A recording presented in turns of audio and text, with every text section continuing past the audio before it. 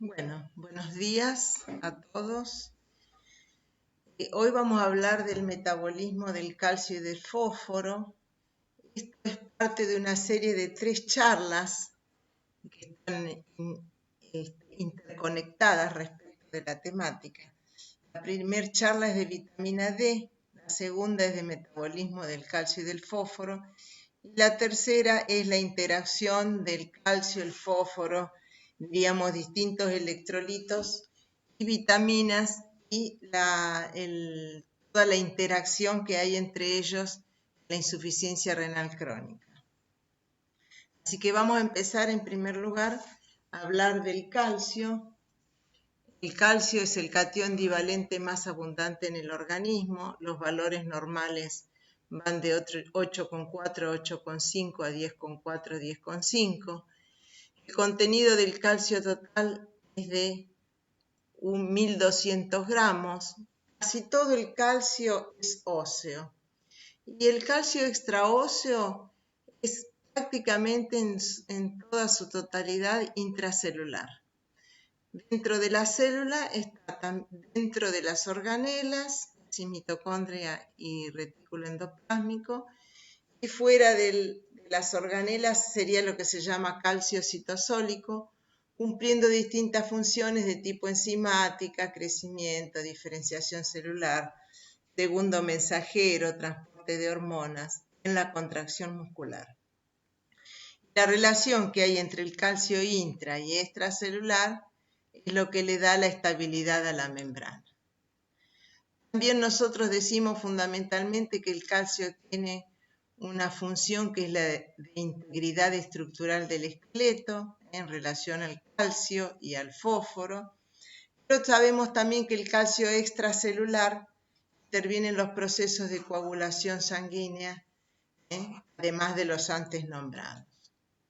Nosotros sabemos que el calcio tiene en su gran porcentaje, la mitad del calcio está ionizado, el 40% está unido a proteínas y un 9-10% está unido a aniones como el fosfato de calcio, el carbonato de calcio, el citrato.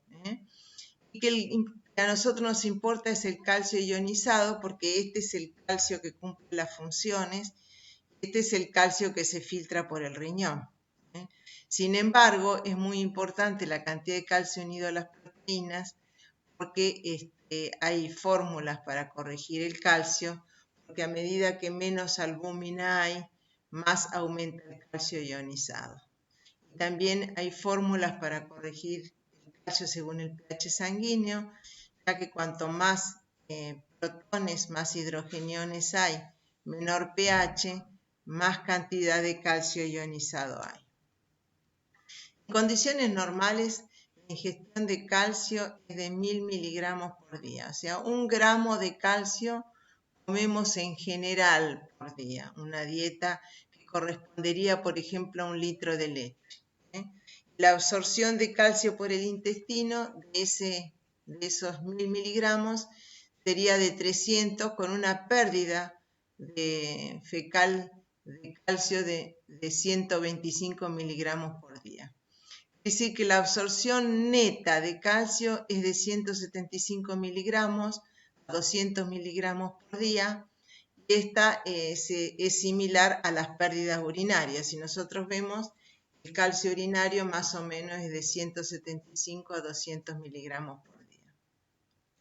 Bueno, el calcio se absorbe fundamentalmente en el tubo digestivo, como sabemos todos, dependiente de la vitamina D. Mayor cantidad de calcio que ingiero, menor necesidad de vitamina D tengo, y cuanto menos calcio ingiero, más necesito la vitamina D para que se absorba. La vitamina D, la 25 hidroxivitamina D3 o calcitriol, es la que interviene en la absorción del calcio intestinal, que está en gran cantidad en el duodeno.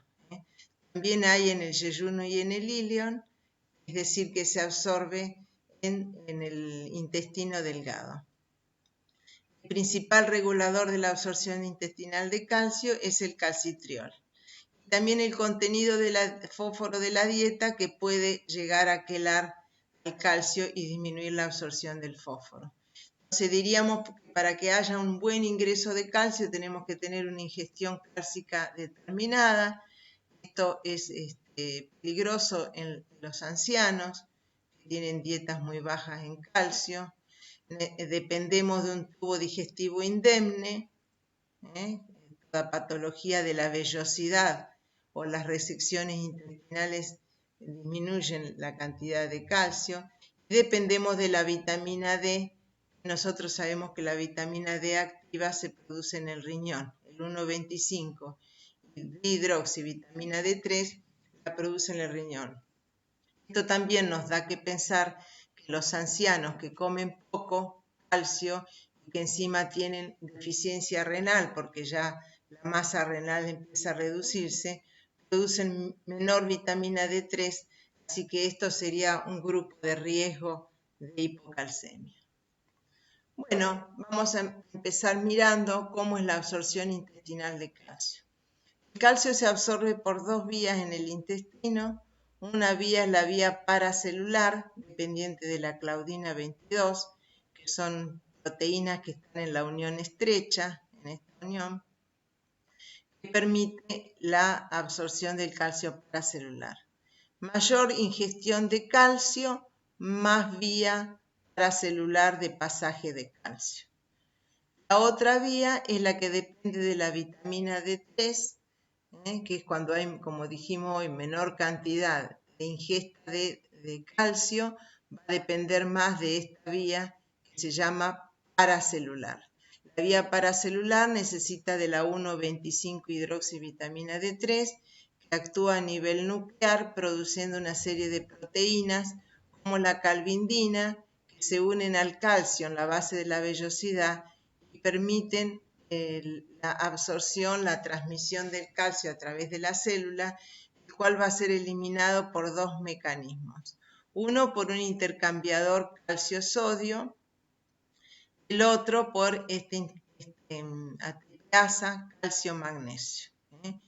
Quiere decir entonces que tenemos una vía paracelular, depende de la cantidad de calcio que comemos, y hay una vía que se llama transcelular, depende de vitamina D. Cuando menor cantidad de calcio comemos, más necesidad de vitamina D tenemos. El riñón, que es el órgano más importante en la eliminación del calcio del organismo, ahora vamos a ver cómo lo hace. Lo hace por los mecanismos de filtración glomerular y reabsorción.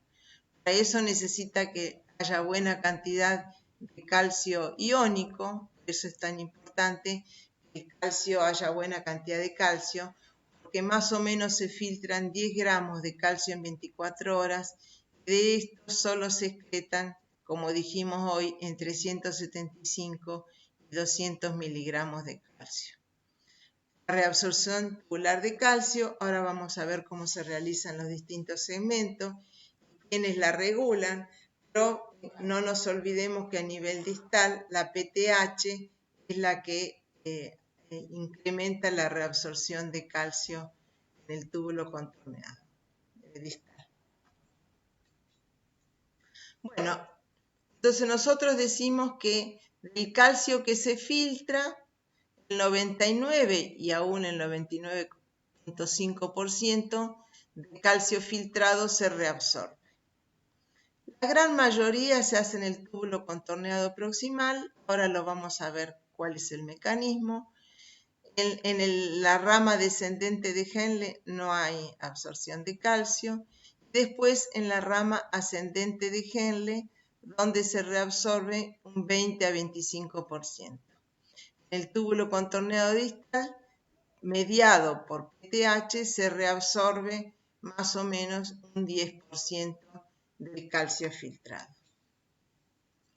Vamos a ver cómo se realiza la reabsorción de calcio en el túbulo contorneado proximal.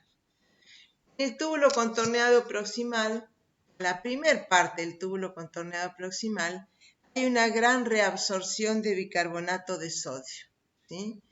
Quedando menos sodio en el lumen y más cloro. El El cloro, que se encuentra en exceso en el lumen, se reabsorbe por diferencia de concentración, ¿sí? Y se reabsorbe junto al calcio, por diferencia de concentración, quedando el lumen muy positivo, ¿eh? El lumen positivo hace que se reabsorba el calcio por esta vía paracelular.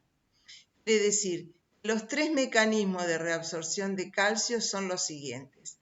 El primero, que decimos difusión paracelular, por la presencia asociado al cloro, por la presencia de un lumen positivo. La vía transcelular, que también depende del lumen positivo.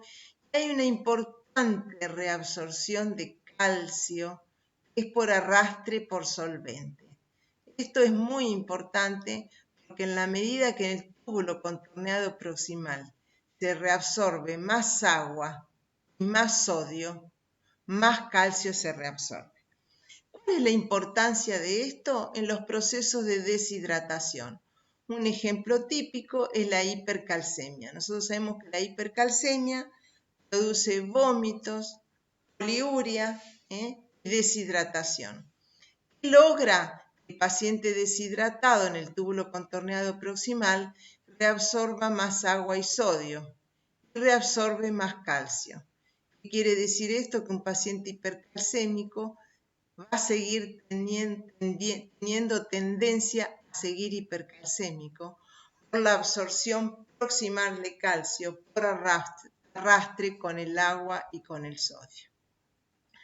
La vía paracelular, nosotros dijimos que se produce fundamentalmente por la presencia de un lumen positivo, mientras que en el otro lado de la membrana, no apical, nosotros tenemos que la absorción depende lo hace en forma activa, porque está la sodio-potasio ATPasa, que nosotros ya la conocemos, que saca sodio y mete potasio, y esta ATPasa que saca calcio y mete hidrógeno. Y hay otra más, que es un cotransportador, que no usa energía, que saca calcio y mete sodio. Quiere decir que el calcio, por diferencia de concentración y por la presencia de estos transportadores, algunos dependientes de energía, se produce en el túbulo contorneado proximal. ¿Cuáles son los elementos que interactúan a este nivel? El manitol y la acetazolamida, que son dos diuréticos que actúan a ese nivel. Bueno, esta es la explicación de lo que acabo de decir. Vamos a ver ahora qué es lo que pasa en el asa de Henle. En el asa de Henle vamos a mirar el gráfico. Esta es la parte apical de la célula, esta es la vasolateral, esta es la luz. Vamos a mirar que en la parte vasolateral nosotros tenemos la sodio-potasio ATPasa. ¿Qué hace la sodio-potasio ATPasa? Como siempre, saca 3 sodios y introduce adentro de la célula 2 potasios. Y acá hay un cotransportador muy importante que los nefrólogos conocemos bien, que es el cotransportador sodio-potasio 2-cloro, que nosotros lo conocemos porque es donde actúa la furosemida. ¿Qué es lo que hace este cotransportador? Mete adentro de la célula sodio, potasio y cloro. Si nosotros miramos este gráfico, vamos a ver que el potasio entró por la sodio-potasio ATPasa, el potasio entró por este canal de cotransportador. Es decir, que hay un exceso de potasio que se elimina por este canal de potasio que se llama ROM, que nosotros también lo conocemos muy bien. Le quiere decir esto, que la eliminación de potasio produce o hace que el lumen sea positivo, y al haber un lumen positivo en el asa de Henle, esto hace que se absorba el calcio, lo cual está ayudado porque en la parte vasolateral el cloro se absorbe se absorbe con la bartrina. Entonces son dos elementos, más elemento positivo, más positividad de la luz, más negatividad de la zona vasolateral. Esto promueve la absorción de calcio. Por eso nosotros decimos, y no nos tenemos que olvidar, en el asa de Henle lo que produce la absorción de calcio es el voltaje transepitelial positivo que es producido por estos dos elementos. El gradiente es lo que promueve la absorción de calcio. También nosotros veíamos recién, acá aparece un elemento más, que es el sensor del calcio, receptor del sensor de calcio. En la parte vasolateral, el asa de Henle, lo que se llama el canal sensible al calcio. El exceso de calcio promueve a través de distintas vías donde están los mensajeros, provocan la producción de claudina 16 y 17, ambos impedirían que se absorba el calcio. ¿Qué quiere decir esto? Que cuando el canal sensible al calcio se estimula, disminuye la absorción de calcio. Este es el efecto que tiene el cinacalcet. El cinacalcet estimula el canal sensible al calcio, impidiendo la absorción de calcio, por eso se usa para los casos de hipercalcemia. El túbulo contorneado distal, vamos a mirar también el gráfico, nosotros tenemos en el intersticio la sodio-potasio ATPasa, que siempre mete potasio y saca sodio, y tenemos este contrasportador sodio-cloro, que nosotros lo conocemos también porque es donde es bloqueado por las tiacidas. No nos olvidemos que a nivel distal el que promueve la absorción de calcio es la PTH. ¿Qué hace la PTH a este nivel? Promueve la presencia de canales de calcio, la formación de calvindinas que ayudan a que el calcio se vaya por la célula hacia el cotransportador calcio-sodio. A este nivel, como vemos acá, no hay forma de que se absorba el calcio por vía paracelular. En este nivel es donde actúan los tiacídicos. Bueno, ¿qué pasa con el calcio y el hueso? Los osteoblastos son células responsables de la formación ósea, sintetizan proteínas a su alrededor que constituyen la parte osteoide del hueso, que a posteriori el osteocito, que es la célula madura, va a completar la maduración y la mineralización del hueso. Por otro lado, los osteoclastos derivan del sistema monocítico macrofágico e intervienen en los procesos de reabsorción ósea. En el hueso se llevan a cabo dos fenómenos. Uno que se llama osteólisis osteocítica, que es la movilización del hueso sin destrucción del hueso, y la osteólisis osteoclástica, donde intervienen los osteoclastos. En ese caso sí, la movilización del contenido mineral se produce con destrucción ósea. Aunque ambos procesos son importantes en la homeostasis mineral, la exacta proporción en la participación de ambos realmente no se conoce. Sí sabemos que la PTH produce aumento de la resorción ósea. Solo parece tener los que tienen los osteoblastos, pareciera que son los que tienen receptores para la PTH, mientras que el calcitriol también tiene receptores para los osteoblastos y favorecería en este caso la diferenciación desde los precursores de los osteoclastos hacia el osteoclasto. Esa podría ser la acción del calcitriol. Bueno, nosotros más o menos, de acuerdo a lo que venimos diciendo, vamos a tener una idea más o menos aproximada de cuál es la regulación hormonal del calcio. La regulación hormonal del calcio depende en gran parte de la vitamina D, creo que es el principal elemento. La vitamina D activa genes, activa los receptores de la vitamina D, activa la calvindina, las bombas de calcio, abre los canales de sodio. La PTH, por ejemplo, lo que hace es estimular la síntesis de vitamina D3 por el riñón. Por ejemplo, cuando disminuye la ingesta de calcio, bajan los niveles de calcio, se estimula la PTH y la PTH, ya sabemos nosotros que su efecto es aumentar la absorción intestinal de calcio y a nivel renal. La calcitonina estimula la síntesis de 1,25-hidroxivitamina D3 y también la absorción del calcio independientemente de la PTH. Después está la hormona del crecimiento, aumenta la absorción intestinal de calcio, de forma directa o indirecta a través de la vitamina D. Los estrógenos, que estimulan la síntesis de la 1,25 de hidroxivitamina D3, así como también la placenta, que sintetiza algo de vitamina D3. Los glucocorticoides, que inhiben la expresión de la calvindina, disminuyen la absorción de calcio. Esto se puede, por ejemplo, llegar a corregir con suplementos.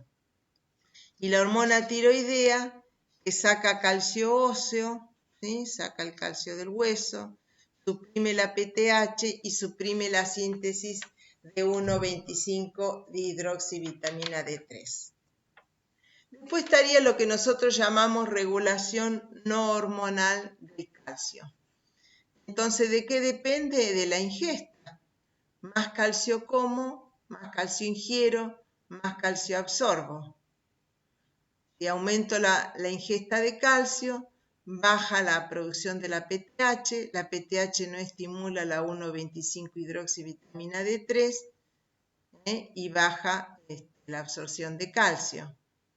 En el anciano ya vimos recién que tienen baja ingesta de sodio, menor producción de 1,25 vitamina D3, así que sería un problema en estos pacientes. Respecto de la ingesta de sodio, excesiva ingesta de sodio produce pérdida de calcio.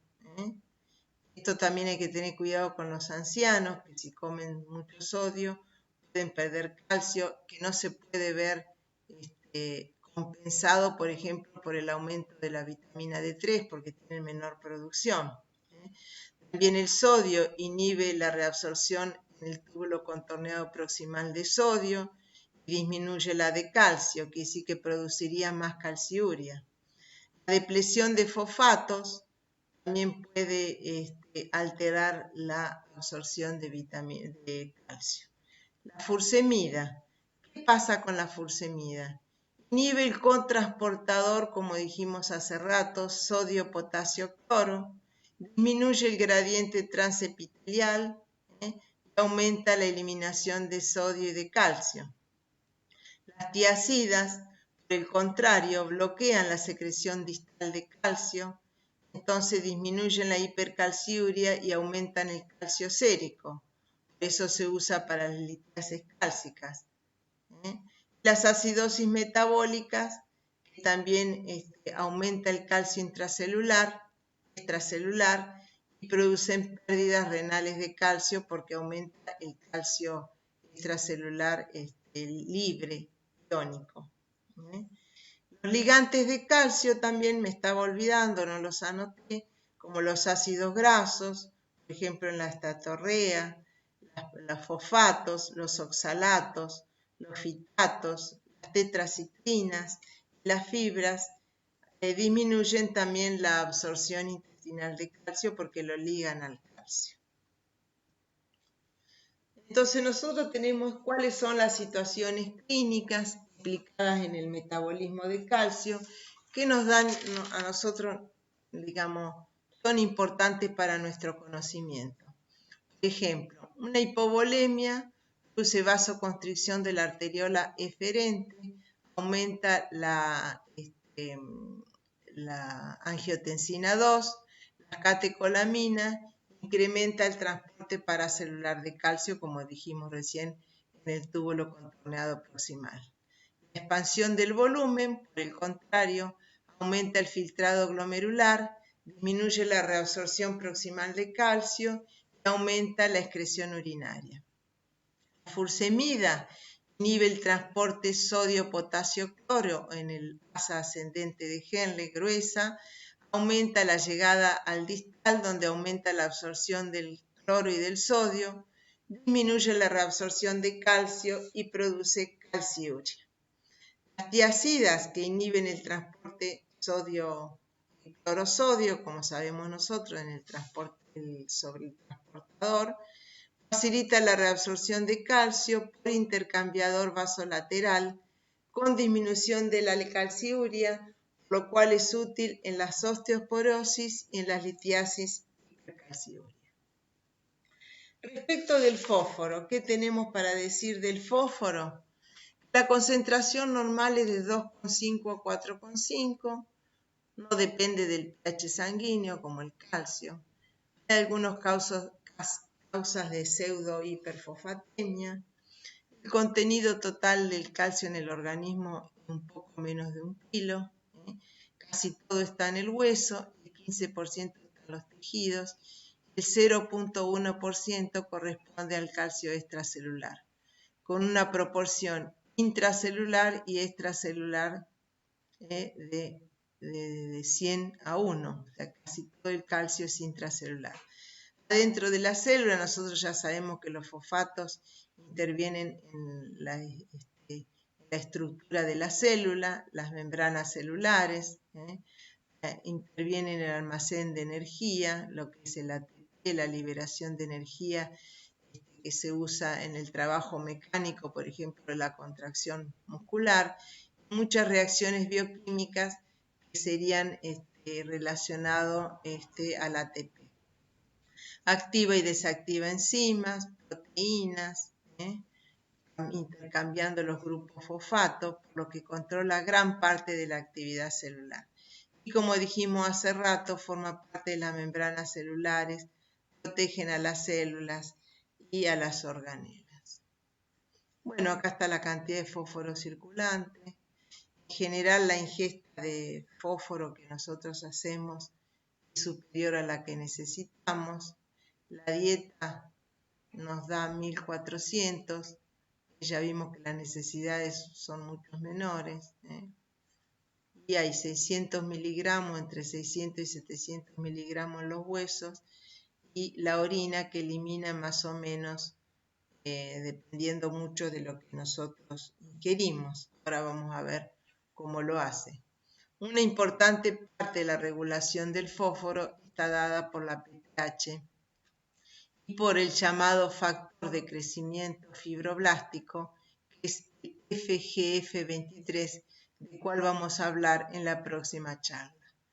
La excreción del fósforo por el riñón, nosotros sabemos que más o menos se elimina entre un 20 y un 20%, no más que eso, pero llega a un 50% en los estadios avanzados de la insuficiencia renal crónica, donde después ya vamos a ver en la próxima charla los mecanismos por los cuales está incrementada en la insuficiencia renal la eliminación fraccional de fósforo. En los túbulos contorneados, vemos nosotros que la PTH, por ejemplo, disminuye la reabsorción tubular de fósforo, actúa sobre los cotransportadores, se une a los cotransportadores y aumenta, inhibe estos cotransportadores, produciendo aumento de la eliminación de fósforo. El FGF23, nosotros sabemos también que actúa a nivel de las células renales en los túbulos, a través de su unión al receptor y al croto, y ambos, tanto el FGF23 como el croto, tienen efecto fosfatúrico potente. Pero bueno, en el renal crónico esto es muy complicado porque el FGF23 tiene una resistencia a su acción, por lo cual inicialmente produce fosfaturia, como dijimos recién, está aumentada la excreción fraccional de fósforo, pero finalmente no lo puede hacer y el fósforo eleva. La fosfatemia también es importante porque la hiperfosfatemia disminuye la actividad del cotransportador, lo que haría que se elimine más fósforo. La reabsorción del fósforo en el túbulo renal es saturable. Cuando se alcanza la máxima capacidad de transporte, todo el exceso de fósforo filtrado es excretado porque hay se llama un transporte máximo tubular de fósforo. Después hay otras sustancias reguladoras como la insulina, la dopamina, bueno, otras sustancias como la calcitonina y el calcitriol que tienen un efecto en la reabsorción de fósforo, igual que la PTH. ¿Por qué tanta importancia al fósforo? Porque el fósforo está asociado a mortalidad global, el fósforo está asociado a mortalidad cardiovascular, a enfermedad cardíaca, a calcificación vascular. Esto lo vamos a ver en la próxima charla. Y también está asociado el fósforo a la infección, inflamación, a la progresión de la insuficiencia renal y al hiperparatiroidismo secundario, que ya es un tema aparte. El papel de la PTH en todo esto, la hormona paratiroidea funciona como un calciostato que mueve, baja o sube la concentración de paratormona es el calcio. En consecuencia, la secreción de la PTH está estrechamente ligada a la concentración extracelular de calcio. Además del calcio, regula también la PTH los niveles de fósforo en el suero a través de sus acciones en distintos niveles y órganos, fundamentalmente renal. La concentración elevada de fósforo en el suero, a su vez, estimula la secreción de PTH, como ya vimos nosotros, presumiblemente al disminuir el calcio extracelular. Parecería ser que en realidad lo que el fósforo hace es se une al calcio, aumenta el fósforo, el fosfato de calcio, actúa como un anión el fosfato, hace bajar el calcio extracelular y esto promovería la producción de PTH por las células paratiroides. Como el metabolismo del calcio y la PTH, bueno, es para tener una idea nada más que la PTH tiene un receptor en la célula paratiroidea y que actuaría a través de dos mecanismos. Uno de ellos es el de la adenilciclasa, que está acá, que es estimulada por la proteína G. A través de esta otra proteína G estimularía la fosfolipasa C. Tanto una como otras, por ejemplo la fosfolipasa C aumenta la producción de diacilglicerol y la de trifosfato inositol, que promoverían la eliminación o el aumento del calcio intracelular, que actuarían como segundos mensajeros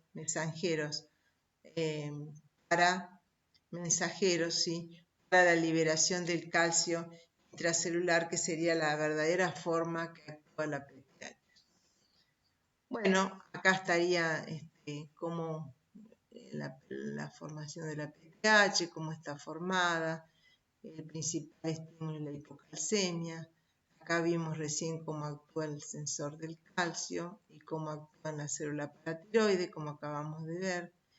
La PTH cómo induce resorción ósea mediante la activación de los osteoclastos e indirectamente de los osteoblastos, como dijimos hace rato.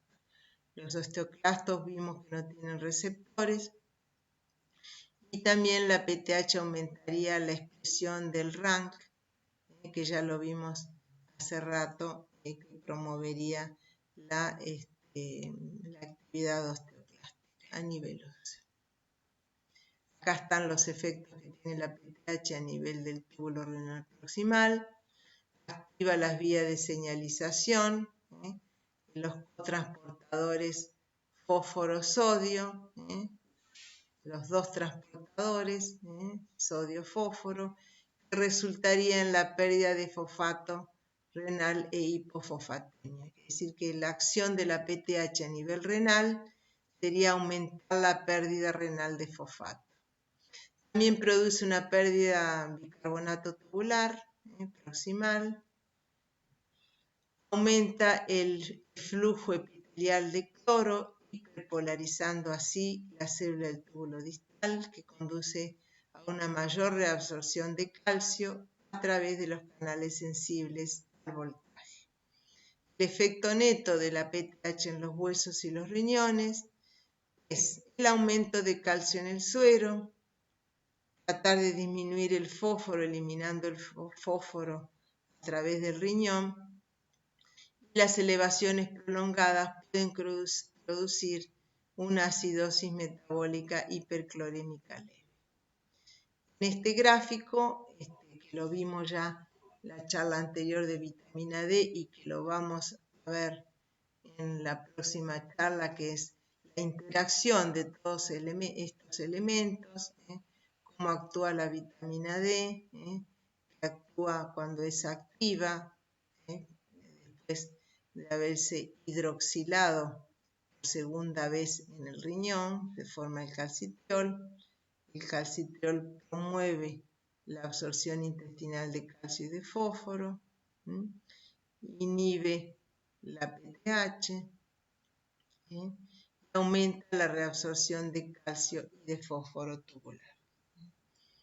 Bueno, esta es la bibliografía de la que he sacado más o menos el contenido de la charla, y para la próxima charla viene toda la interacción de la vitamina D, del calcio, de fósforo, de la FGF23, cómo interaccionan para producir todo lo que es daño vascular, riesgo cardiovascular y muerte temprana en el paciente renal. Muchas gracias y espero que haya sido muy útil esta